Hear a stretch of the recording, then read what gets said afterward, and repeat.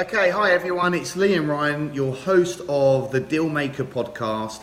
And firstly, I would just like to say thank you for you all tuning in and subscribing to my podcast. I really hope that you're finding these episodes useful, and of course during some of the episodes I'm going to be giving you actions and tasks to go and implement so you can become a better negotiator, a better deal maker, a better entrepreneur, someone that's going to start walking towards the life of your dreams and having an exceptional life.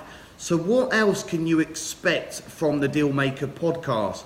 Well, coming up in a few episodes, we've got some fantastic interviews with entrepreneurs, multi-millionaires, business owners. They're going to be sharing their experience with you. I'm going to be introducing you soon to my amazing business partner, Jay Munoz.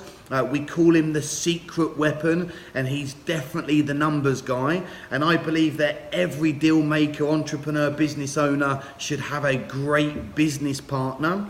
And of course, I'm going to be sharing more top tips with you on how to grow, systemize a multi-million pound empire in whatever business you want to go and focus on.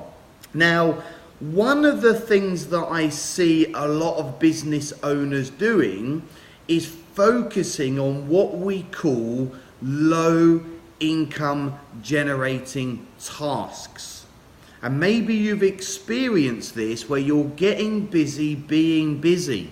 And actually at the end of the day, you've worked more hours than if you had a job, you've earned less money, and you're just going round in circles, and your business isn't performing, because a business, I believe, should be making profit very quickly. None of this, a business loses money in 3 years. That may have been the case 5 or 10 years ago, but in this current marketplace and the systems that you can use and the products that are available and the amount of money that's in the world, your business should be making profit pretty much immediately. Now, in order to make that happen, what's really important as a business owner is you need to be focusing on what we call your highest KRAs. And a mentor of mine taught me this a number of years ago, and it transformed everything for me, and it really helped my business go on to a whole new level. So what does KRA stand for? It stands for key result areas. And what you've got to do as a deal maker, entrepreneur and business owner is you have to look at your core strengths. What can you do on a day-to-day basis that's going to generate the most amount of sales and revenue for your business, which is ultimately going to push your business to a whole new level? You don't want to be focusing on the low income generating tasks. You want to be focusing on the high income generating tasks. So for example, some of my highest key result areas across my businesses, social media is a high key result area. The way that we interact with the world today is very different from say 5 or 10 years ago. We've all gone absolutely bonkers over social media. You know, Facebook has over 2 billion users, I believe, worldwide. There's 1 million new users coming onto Facebook every single day. And the great thing about social media is you can get your message out there for no money or a very, very small investment, and your message can be reached by literally millions of people all around the globe. You know, back in the day, it was the big blue chip companies, your Coca-Colas, your Microsofts, your Dells, you know, that had massive marketing budgets and invested massively into paper and radio and TV advertising. Well, now we have access to Facebook and other social media channels. So for me, being very active on social media, delivering great content interacting with my audience is a high key result area. Another high key result area for me, and this could be the same for you, is finding investors. Because when you've got investors, you can build any business using none of your own money. And one of my businesses is a property business. You know, we've built that up over the years using none of our own money, and you can go and do the same. So for me, it's about networking, being seen and being heard, and working with the investors to build trust and rapport and really strong relationships. Another high key result area for me is vision and strategy. It's all about leading the ship. And we've got a great team here at Assets for Life. We've got 7 people in the team now, plus we've got our power team. And really what I do is I lead that team. I motivate, I inspire, I manage that team, I push the team forward, I'm monitoring KPIs and metrics in the business and conversion rates. What I don't do is get involved with all of the nitty gritty.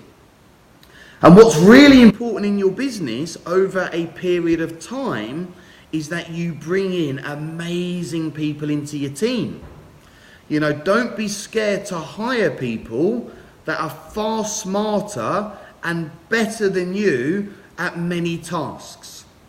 Because again, you're going to be the leader, you're the inspirator, you're the motivator, you're the one with the vision and the strategy, and ultimately the responsibility comes down to you to build the business. Now, a lot of people, and maybe this is you listening right now, you've got a business, but perhaps you're a one-man band. And if you're a one-man band or you've got a business, maybe it's not performing as well as you want it to.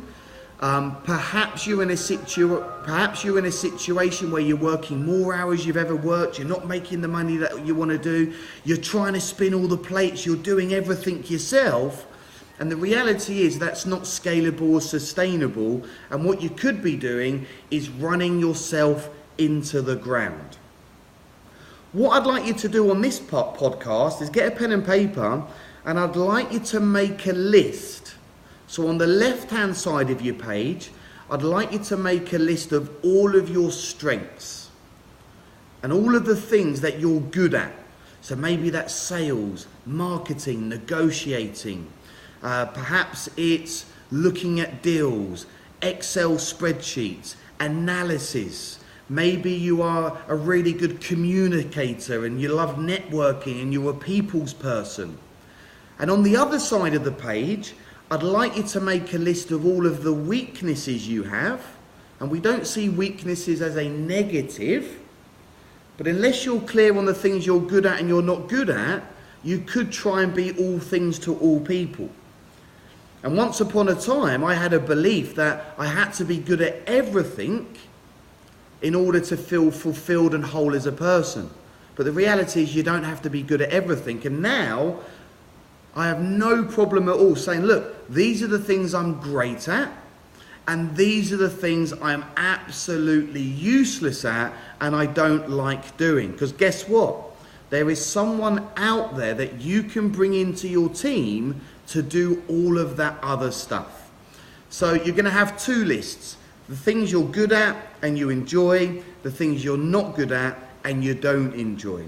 And then you can start thinking about, well, what can I do to bring in the most amount of revenue to the business? And if you then spend more of the time on your highest key result areas, I guarantee it's going to bring more money into your business. And then you can outsource and leverage all of that other stuff.